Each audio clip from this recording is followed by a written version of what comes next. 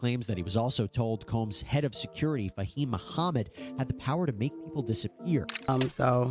It's just crazy. Just read. Claims that he was also told Cole's head of security, Fahim Muhammad, had the power to make people disappear.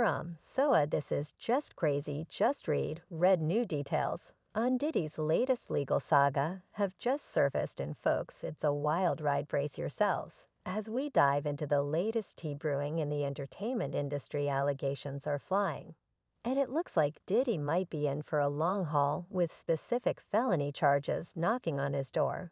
But hold on to your seats, because this scandal goes deeper than anyone could have imagined. Don't touch that remote, you won't want to miss this. Rodney Jones, aka Lil Rod, is the plaintiff in this case, and he's bringing the lawsuit against Diddy, Sean Combs, and several others.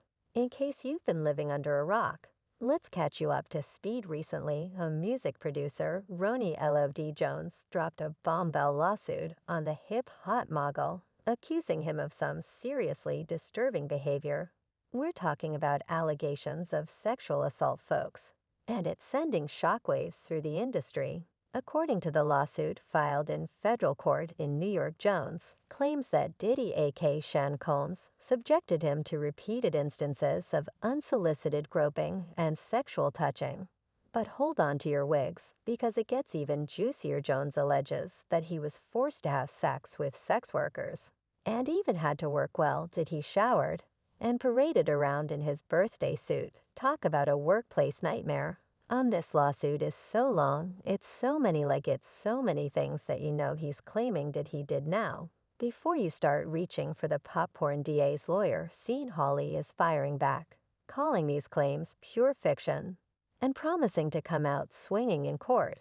But wait, there's more. Jones isn't stopping there. Oh no, he's doubling down on his accusations, claiming that Diddy and his son were involved in a shooting at a Los Angeles recording studio back in 2022. That's right, folks, we're entering full-on scandal mode. Here, let's delve deeper into this murky tale of alleged violence and deception. Shall we buckle up? Because it's about to get even more intense. The incident in question took place on September 12, 2022, during what was supposed to be a collaborative and creative event at the renowned Chalice Recording Studio in Los Angeles. According to Jones' detailed account, tensions were already running high when a heated conversation between Diddy, his son Justin, and another individual identified only as Mr. G escalated into something far more sinister as Jones found himself mere feet away. He alleges hearing the unmistakable sound of gunfire echoing through the studio in the aftermath. As panic gripped the scene, Diddy and his son emerged from the restroom where the altercation had taken place, leaving behind a gravely injured Mr. G, while others stood frozen in shock. It was Jones who sprang into action, rendering aid to the wounded man and ensuring he received medical attention.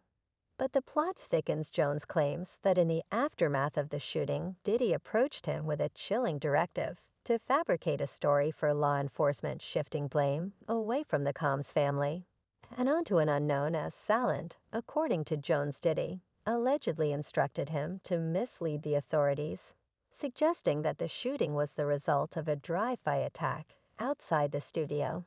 And it just blew my mind. However, Jones refused to be complicit in what he perceived as a cover-up. His refusal to toe the line set in motion a series of events that would ultimately lead to this explosive lawsuit. Chalice Recording Studio finds itself at the center of this controversy, with allegations flying regarding its handling of the incident. Jones accuses the studio of attempting to downplay the severity of what occurred, citing messages allegedly sent by Chalice, suggesting that the shooting took place elsewhere and was the result of a robbery. These claims, if proven true, raised serious questions about the studio's accountability and commitment to the safety of its patrons. As for Diddy and his team, they've been quick to dismiss Jane's allegations as baseless fabrications.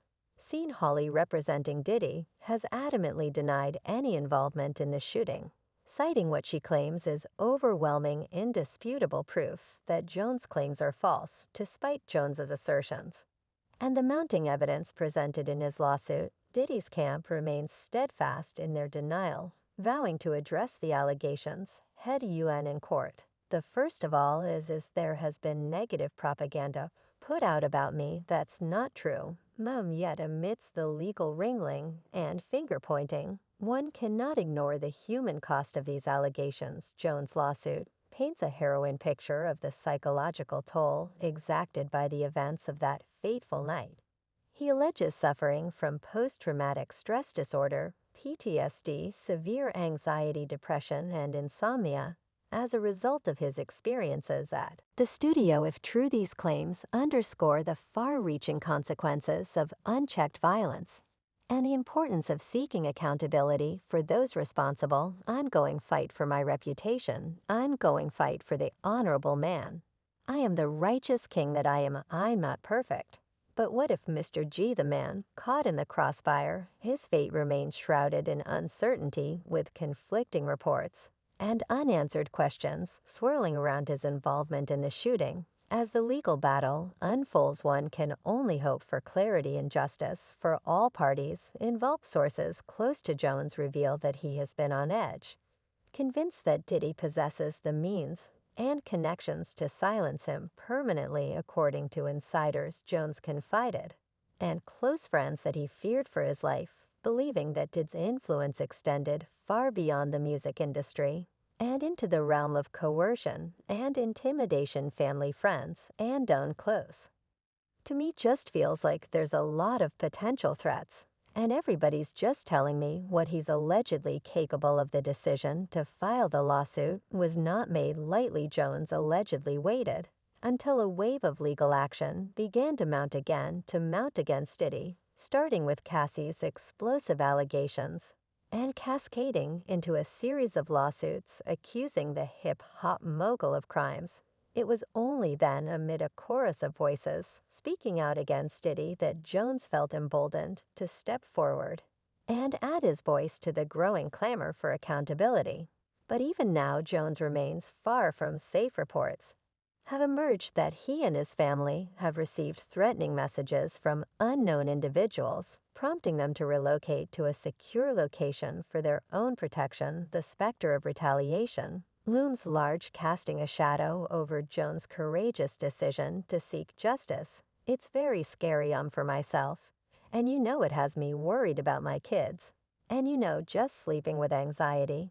And in a chilling twist, Jones has alleged in an amended complaint that a private investigator purportedly linked to Diddy has been dispatched to dig up dirt on him. According to Jones, this investigator has gone so far as to harass and bribe Jones' close friend in a bid to tarnish his reputation and undermine his credibility. The revelation of these sinister tactics only serves to underscore the high stakes of this legal battle. With each passing day, the drama surrounding Diddy and his alleged misdeeds takes on increasing movement dimension, blurring the lines between fame, power, and corruption. Big music M.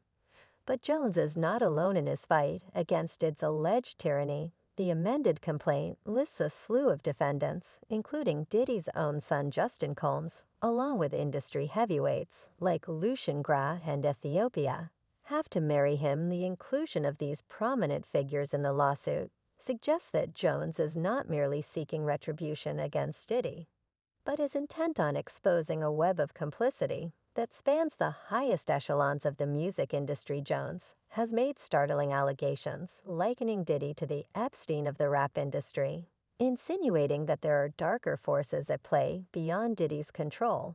And in this lawsuit, he claims that essentially P. Diddy was the Epstein of the rap industry. These claims raise eyebrows and open up a Pandora's box of speculation. Could Diddy indeed be a pawn in a larger game orchestrated by unseen puppet masters?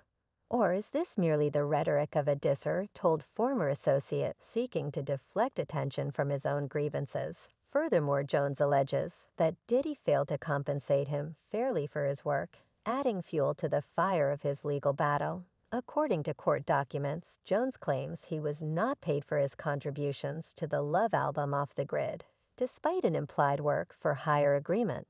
The lawsuit alleges that Diddy, Love Records, Town Records, and Universal Music Group all benefited from his work, but failed to compensate him adequately work for hire is when you're paid to create something for somebody else. You don't own the rights to what you create in this case. Combs would own the rights to the songs that were produced by Jones. Jones asserts that he was promised $20,000 per song for royalty points, producer credits, and retention of his publishing rights. Yet despite these assurances, Jones claims he has suffered significant losses.